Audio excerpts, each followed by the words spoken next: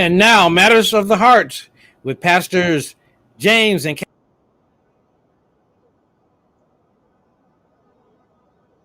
Hello, everyone. Good evening, everybody. We're glad that you joined us on today, and we're glad that you could have done anything like jump in a pool or go to the river or the beach or something because of this heat. But you decided to stay in. Hopefully, you have your AC working and you have tuned in to Matters of the Heart. And we're glad that you're with us on tonight. Yeah, and so it's as we pick up again from where we were last week. Hopefully that was beneficial for you. We want our time together with you to be good. We want our time to be good with you. We appreciate you joining us today. We'd like to ask you to encourage people you know to join us. We're here every Monday at 6 o'clock, 6 p.m. And so if anyone you know could benefit, you think would benefit from this broadcast, please invite them to tune in. Do us a favor, invite them as your guests to tune in to the broadcast.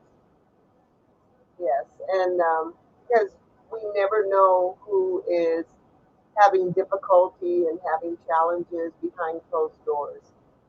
Because of the pandemic, people that haven't had a good relationship, now that relationship is on the edge, and people are getting angry and shouting at one another and not being courteous to one another. So, this pandemic has taught us a lot about ourselves, and it's also presented opportunities for us to do something about that. And so, we're grateful to Bishop Cochran for allowing us to have this time with you, our audience, and we're our prayer is that at the end of what we teach and what we share, that you will be benefited, that your life will be enhanced, and your relationships will be what God wants them to be, which is healthy. And when we have a healthy relationship, it just makes everything go better. It makes things easier. It makes things more pleasant, and it causes you to keep a smile on your face rather than a scowl. And so that's what we're all about. This is our passion. This is our heart. Um, and let me just say this: we were on another broadcast last week, and um, the lady that set it up for us, and it was all about intimacy. It was an hour and a half about intimacy, and so we asked her how did it go, and what how did she feel that it went, and had she gotten any feedback? And she said that they wanted us to come back, and that wasn't enough time. And I said, because sometimes we might sound a little preachy. It's not being preachy, but it's being passionate. Our passion comes out as sometimes being preachy. So we don't want anyone to be offended by what we say, what we'd like you to do. If you have a comment, make sure that you put it on the scroll so that we can see it. And if there's something you don't understand, you want us to elaborate, you can do that as well. And I try to stay after the broadcast is over on the comment section. So if you want to continue to make comments, I certainly appreciate it. Be there to talk to you in the comment section also. So last week we oh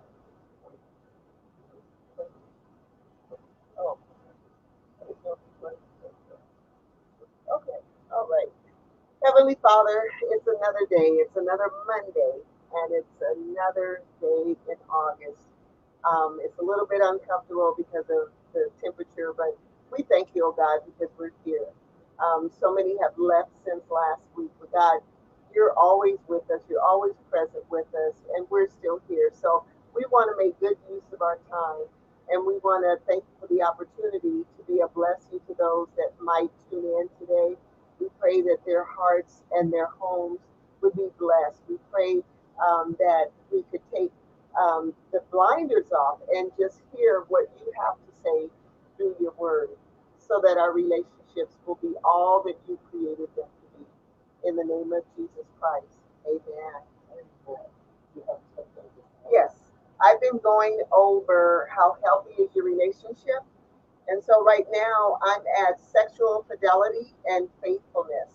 Partners do not have, and now this is healthy relationships. It says partners do not have intimate physical relations outside the relationship. On the unhealthy relationships, it says this: one partner may cheat on the partner or otherwise make and break promises. One or both partners may feel that they cannot trust the other and wonder what the other does when they're not together. And then I have 26 reasons why marriage matters. It says marriage has important biosocial consequences for adults and children. And what does that mean? In simple language, life goes better when two people are married, especially if they have children.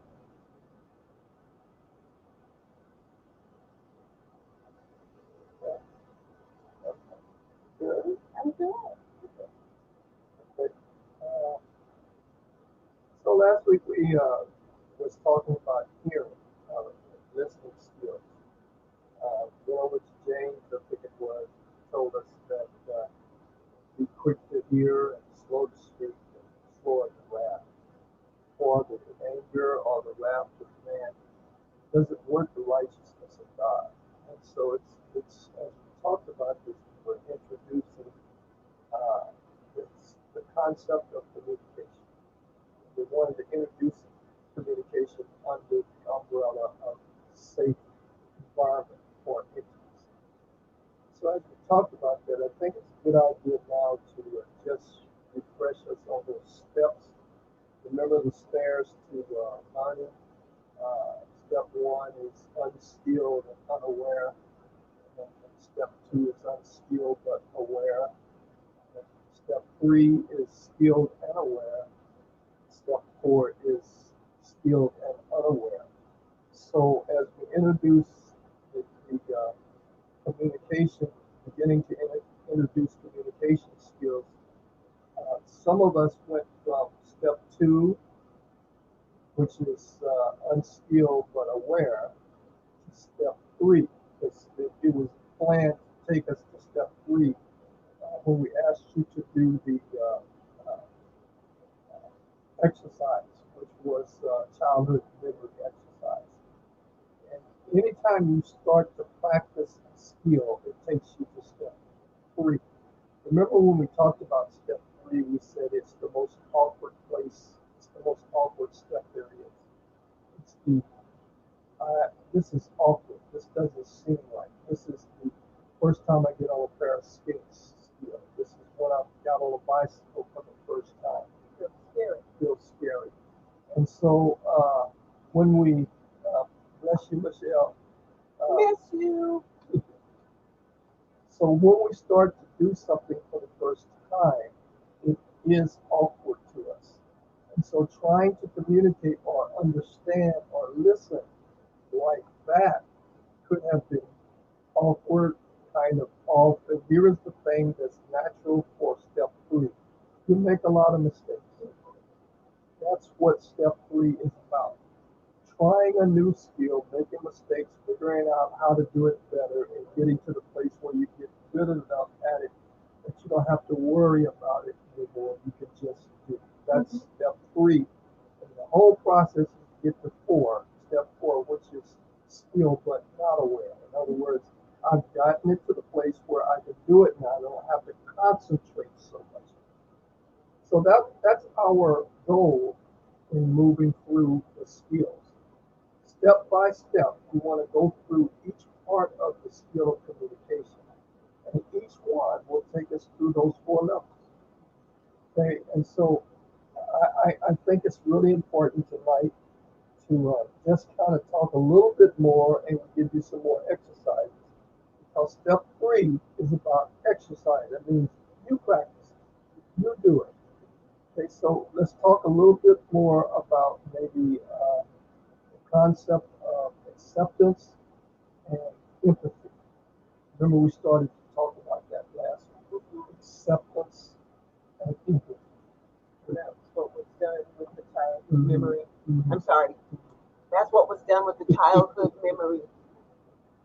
So remember the kinds of listening.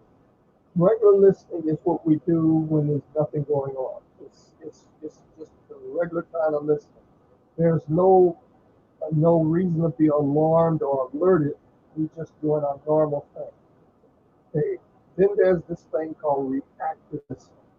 It is the most dangerous form of listening because it creates the most pain for another person. Right. Reactive listening is judging, listening, giving an advice, and questions.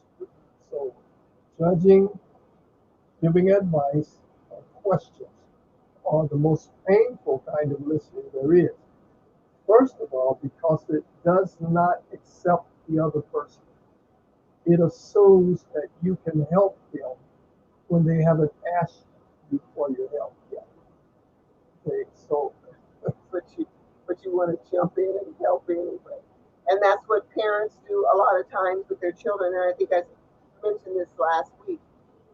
Rather than allow your child to make some mistakes, they will have to make some mistakes. But what you do is you step back, making sure that they're not going to hurt themselves, but allow them to make decisions so that they can learn problem solving. If we always get in there and try to rescue them, parents are guilty of this. We always want to do it for them. How will they learn how to do on their own if we're always rescuing them and pulling them out of their scrapes? And that backfires on us when they get to the place where they're old enough to make their own decisions, but they're not making good decisions, or they're always coming and asking you, Mom, what should I do? At some point, they should start figuring out what to do on their own.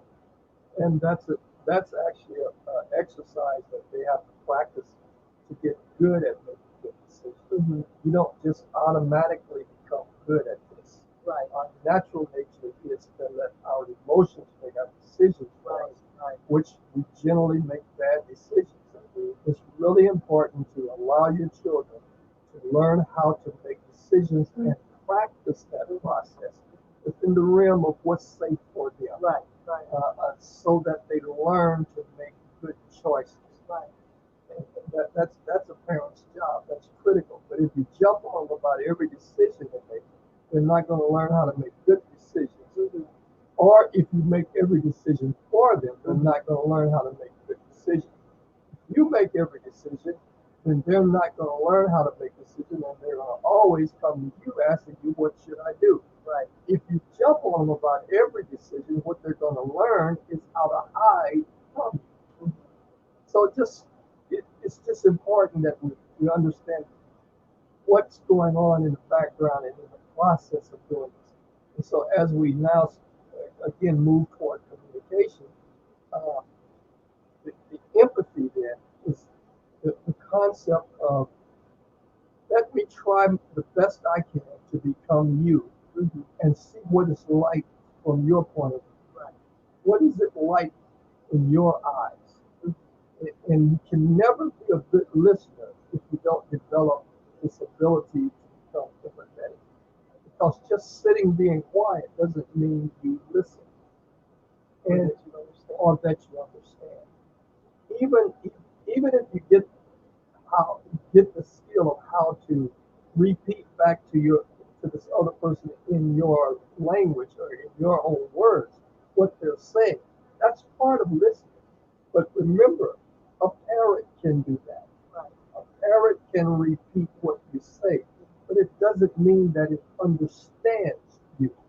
So when you're listening to someone with empathy, what you do is say to them what they said with feelings.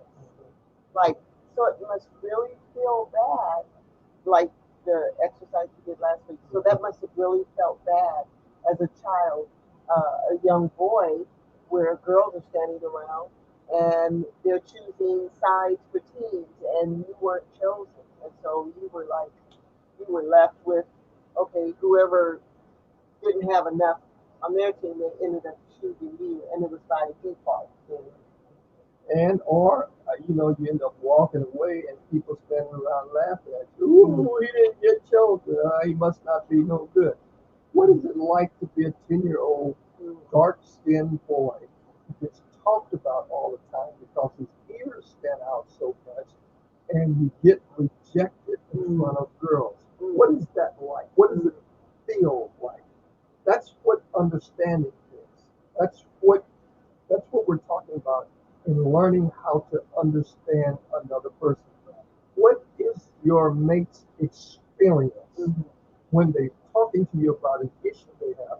What is their experience? As a listener, we talked about this chart last time, not last time, but a couple of weeks ago. We talked about this chart. I don't think I brought it in tonight, but it's the events on the top, and from the events, we have thoughts, and then from those thoughts, we have concerns and desires, and then from those concerns and desires, we have thank you, from those concerns and desires, we develop feelings. Okay, so as a listener, this chart, if you could memorize something like this and have it in your mind as you listen to a person talk to you about the event that they are experiencing or that they had experienced. As they talk to you about that, they are audibleizing their thoughts about that event. So what you're looking for as a good listener is their concerns and their desires. And here's why that's important to you. Because you know that if you can find their concerns and their desires, it's a door to their feelings. And the thing that you have to understand is people don't know you get it until you tell them how they feel. So that's why this thing becomes so important to you. You might want to just kind of, I don't know, I know Pastor Kathy's got it up for a while. If you could just kind of take notes on that, if you did already, go back and look through that. That is the map for the person who is listening. I'm listening to you talk about your events. Right. And as you talk about it, you're formulating your thoughts. And I'm listening to you talk about your thoughts. And I'm looking for your concerns. I'm looking for your desires. Because if I get your concern, I was a little apprehensive about doing something. That's a concern. That brings an awareness to me. Or I really enjoyed this. Oh, I wish they would do this again. That's a desire. That should be amplified because you know once you get that, that is the trail that will lead you to their feelings. Right. And once you get those feelings, now you get a glimpse into who that person really is. And sometimes people don't always go here with us until they start to feel safe with us. Once they feel safe, now they want to go deeper into conversation, but they're still a little apprehensive because they're not sure if you're going to make fun of that event. Oh, you were a kid, get over it. So what if somebody said that you were dark or that your ears were big? And I can remember to this day, I've always been thin. Not so much now, but I was always thin. And for years, I was teased, not just in my immediate family, but in my extended family. I was teased at school. And so I never felt quite good enough to attract a male. I never felt that I had, and women, you know what I'm saying, that I didn't have what it took to attract a man. And so it took me years before I could even say the word skinny. It took me years to say that word because it was so painful because I was called skinny all my life. And so whenever I heard that word, it brought pain and it brought shame to me. And I wanted to hide. I wanted to go away. I didn't want to be around people. And so we've got to be careful what comes out of our mouth. We got to be careful. We have to, sometimes we're wearing these masks because of the pandemic, but I would say a lot of times we need the mask and we need to double, triple, quadruple the mask because sometimes a person will say, "Oh, I can't hear you that well." Well, some of us haven't spoken in a positive way where we need to put on those masks so that what we're saying won't even come out. It's not even audible enough for someone to understand it. Because we can do a lot of damage with this. Oh, how much damage we could do, how much damage we've done.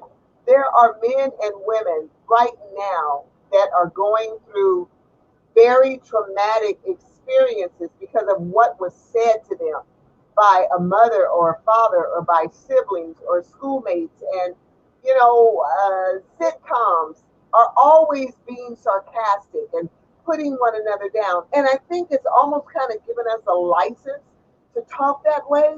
But guess what? It might get laughs on the laugh track, but it doesn't get laughs from the person that we're saying that to. So we really, really need to ask God to help us put a muzzle over our mouths until we learn how to speak in a positive manner so that we can bless the people that we're speaking with, so that we can bless them and ask them questions. Why do you feel that way? Well, what makes you feel that way? Why do you feel that you're not good enough? Where did that come from? Where did that script come from? And they're playing that tape. I would play that tape in my head over and over and over. And I did it for years until I met this guy. My life changed after I met this guy because all he had to say was something positive. And he wasn't trying to flatter me, but he was just a kind person, and he still is. And I am forever grateful to God that God introduced this man to what actually became, well, I'm not going to tell the story. Anyway, That's a whole broadcast in itself. And I'm going to take that broadcast with me. oh Yes, my, I am. Yes, I oh am. my. Mm-hmm. Yes, So anyway, oh, yeah, I got it. I the first rule of YouTube, the first rule in intimacy is stop creating pain. Mm, Stop creating pain. don't do it. So here is how you can create pain through listening. This is why you don't want to do it. That's what's wrong with reactive listening. It creates pain. Okay. Uh, it's what's wrong with not being able to accept a person for who they are. Right. It creates pain when, especially an adult. When I don't accept you, I'm trying to change you. I want to hear the story. I'm going to do it, Michelle. I'm going to do it. And I've been missing on you. Mm-hmm. So trying to change an adult creates pain for them. Yes. And creating pain for a person, if we go back to the buoys, all humans move away from pain and move toward pleasure. Now, the first buoy is all humans want to be understood. So understanding skills become extremely important because all of us want to be understood. Even in listening or understanding skills, you are communicating. Right. So it's important for us to think and become conscious of three things: our body language, our eyes. Mm-hmm. When a person is talking to you about something that's important to them, give them your eyes. Look at them. Your eyes. Your eyes say to them, I'm in the moment with you. Right, right. I'm in the moment with you. How many of us have had something important that we really wanted to share or say to someone, and they didn't give us their eyes. So we felt like they weren't in the moment with Right. us. And or their posture was so that they're talking to us, but we're over here doing something else. You know, oh, let me finish this text. So stop creating pain. Okay. Okay. The next thing that you want to be aware of when someone is talking to you about something that's important to them, you want to give them good posture. Right, right. In other words, set up, set up, not shut up. No, sit up.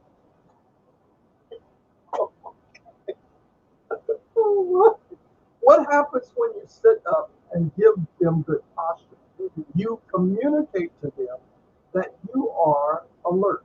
Right, You're alert and you're in the moment. right, right. Now, the third thing you want to do, if a person is talking to you about something that's important to them, lean toward them just a little bit.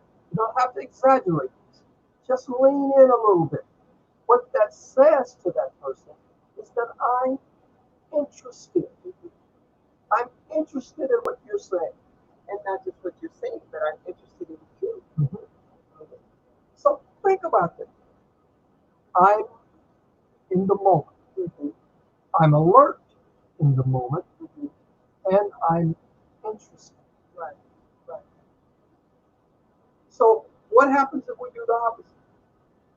Stop creating pain. Okay, hopefully this is making sense here, Mike. Okay, so we talked about regular listening, which is fine. Reactive listening, you want to avoid at all costs.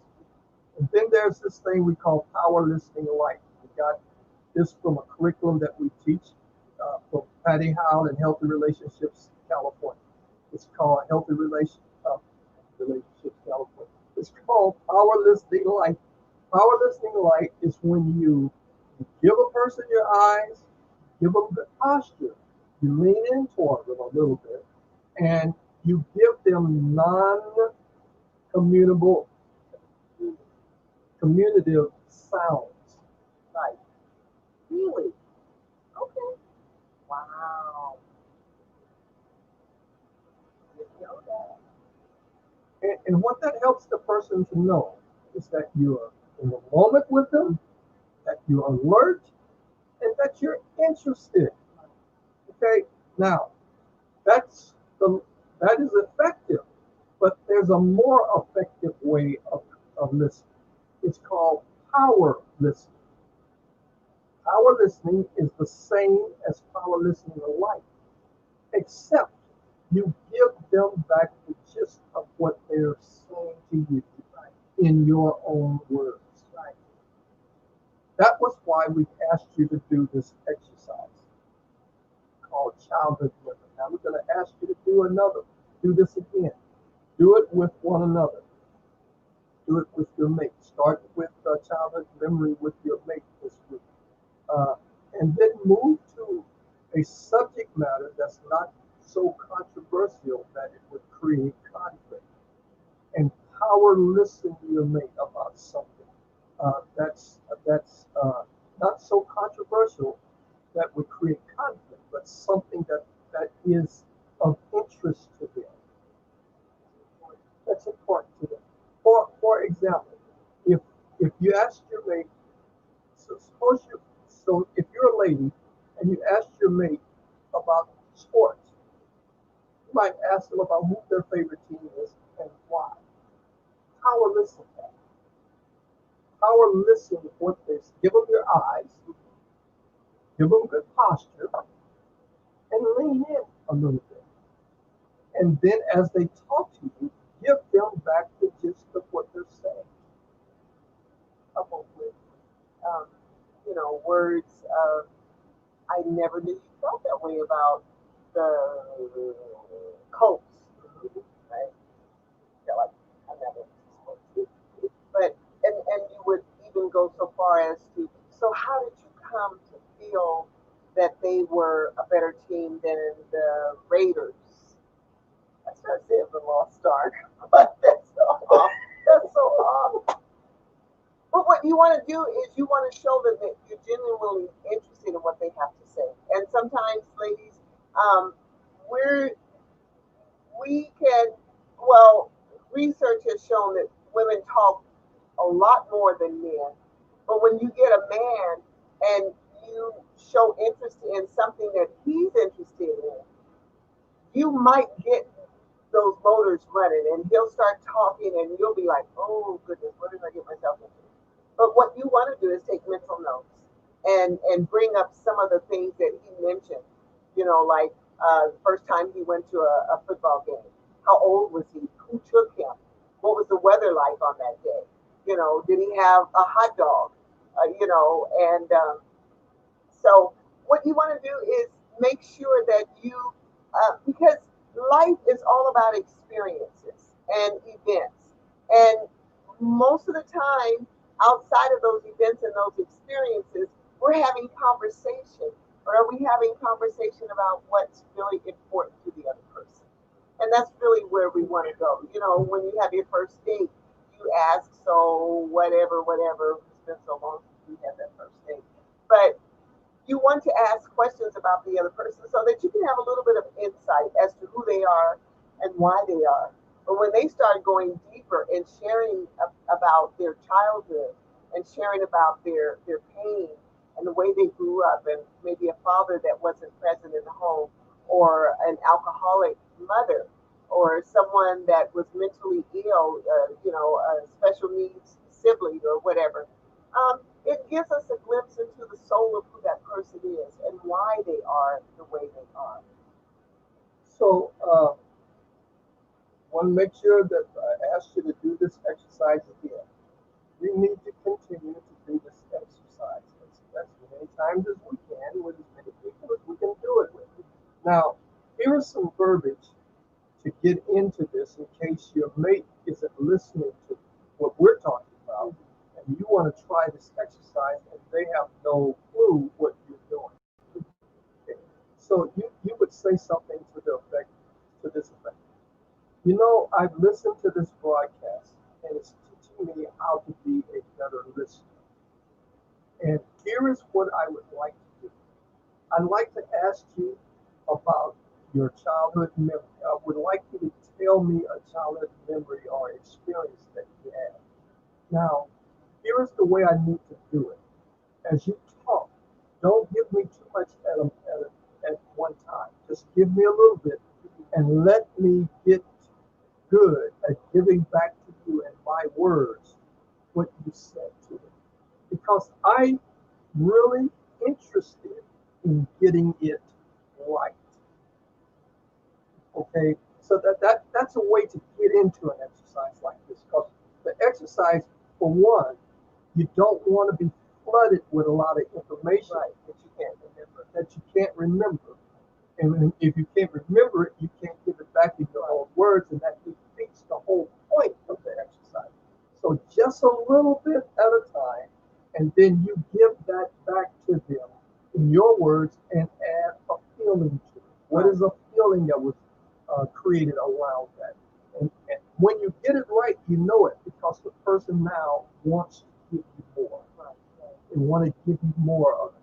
And as they give you more, give it back to them in your own words and express a little bit more about that feeling or whatever the feeling is that's going on at that time.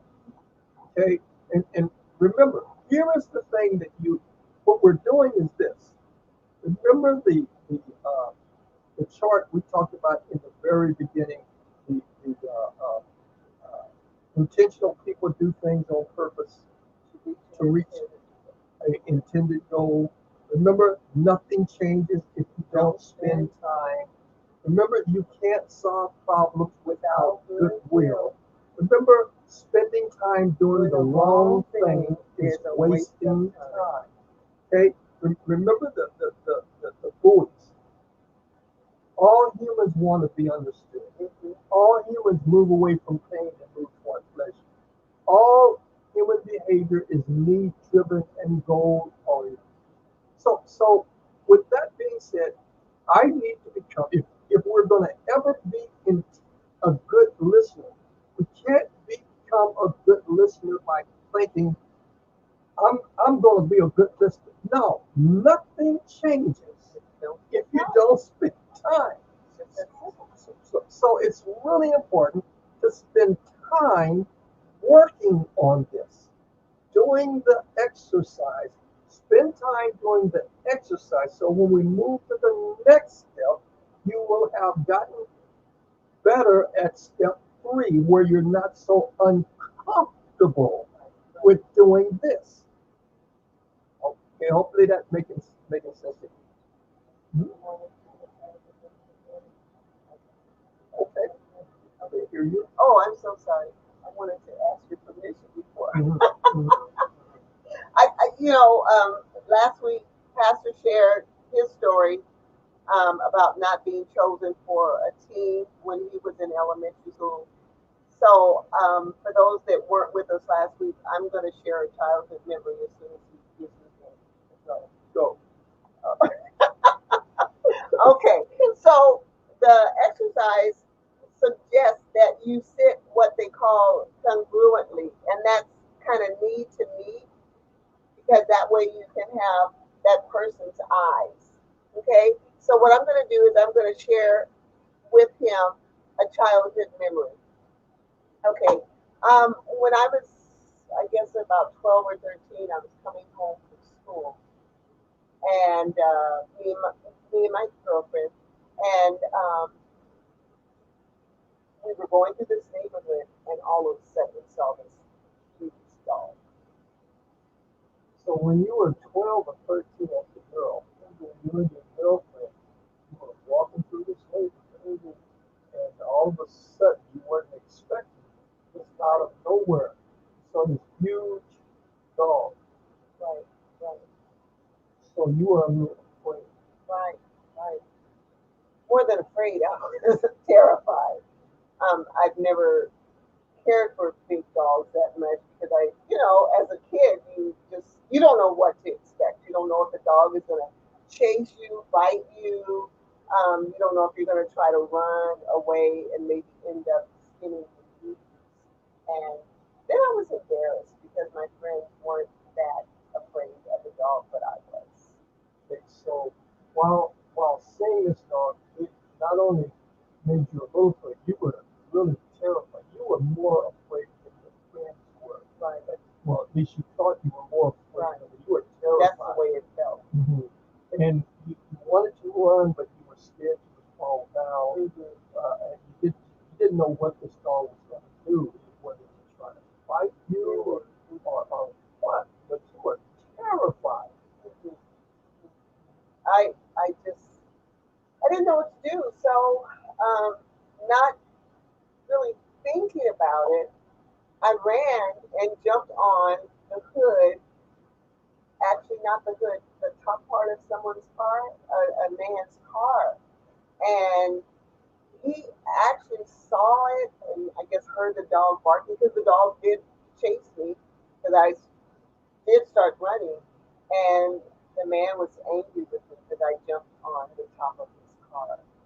So because your of fear and being frightened of this dog, and also you had a sense of being ashamed because your friends weren't that frightened of the dog, but because you were so frightened, you jumped on someone else's property, jumped on someone else's car, got on the top of the car trying to get away from the dog. And this person who owned the car was mad at you because you were afraid and terrified of the dog. Right, right.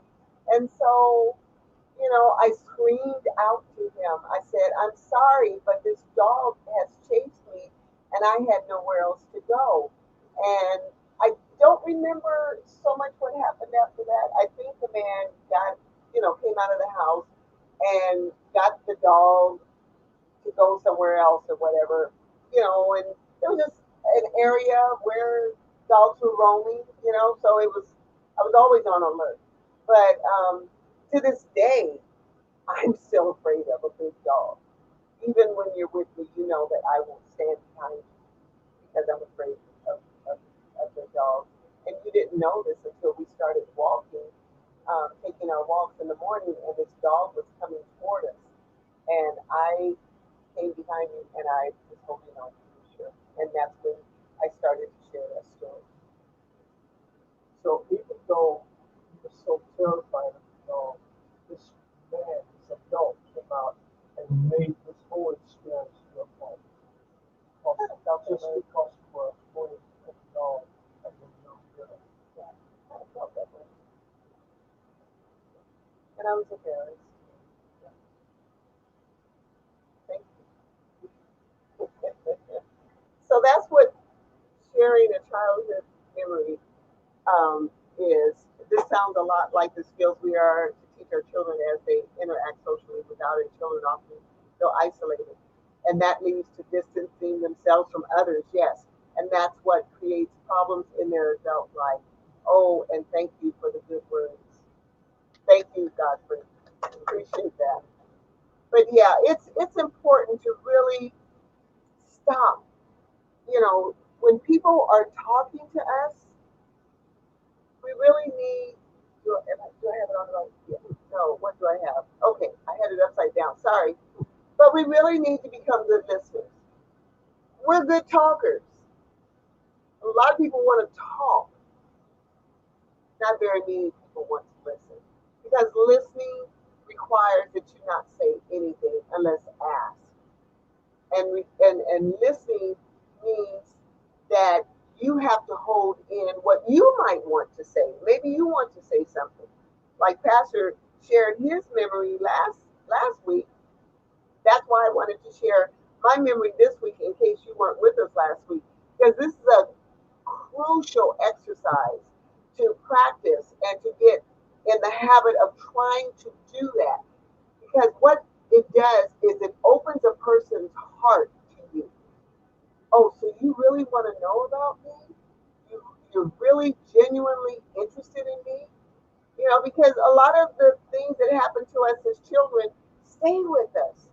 I still don't like big dogs. I like little cute ones, ankle biters or whatever. But somebody who has teeth this big and looks like a small horse with a lot of hair and a long tail, not so much. But anyway, if you get in the habit of doing that, it will draw people closer to you because everyone wants to be heard and needs to be heard. Remember the point. They're all humans want to be Understood. understood. And so it's really important as we dig into this more. Uh, Try to do this skill. Talk to your mate about something that's important to them, and tell them that we've been talking about this on the broadcast, and you want to practice the skill of understanding them. That you really want to get good at understanding them. And you can do this with friends. You can do it with your children. Because sometimes we just want the kids to get to okay, so tell me what happened. Tell me what happened. You're not listening. We're not listening. The child is trying to express to them, this is what happened. And if we don't listen to our kids when something important comes along, they're not going to look for you to talk to because all these years you haven't listened to them. And it might be so critical that you might miss an opportunity to keep them from harm. Because there's a lot going on at school. Kids are being bullied. Kids are being touched in inappropriate ways. And there's a lot that's happening. So let's listen to one another and let's try to do as much goodness. I tell you, left and right on looking at myself. It's fun. But anyway, let's become good listeners. And when it's time to speak, then say something. But make sure your words are coated with love and tenderness and acceptance. So remember this. Proverbs tells us, good understanding brings favor. Mm-hmm. Favor means it gives you influence and that the person has goodwill for you. Right. You increase goodwill. That person has their goodwill increases for you when they feel like you're interested in them and that you understand them. Good understanding brings favor, but the way of the person that goes against the concept of good understanding is hard. In our relationship, if we don't seek good understanding, our relationship becomes really difficult to deal with. We can't communicate because we don't have goodwill, because we don't have good understanding. Remember what James said: be quick to hear, slow to speak, and slow to wrath.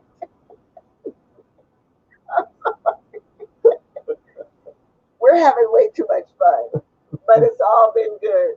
So we're glad that you were with us on today.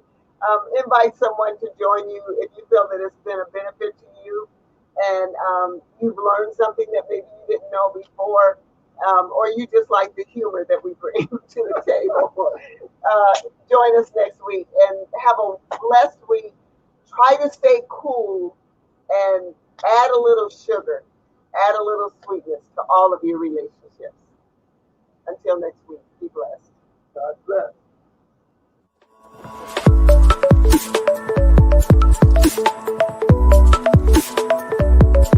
Thank you.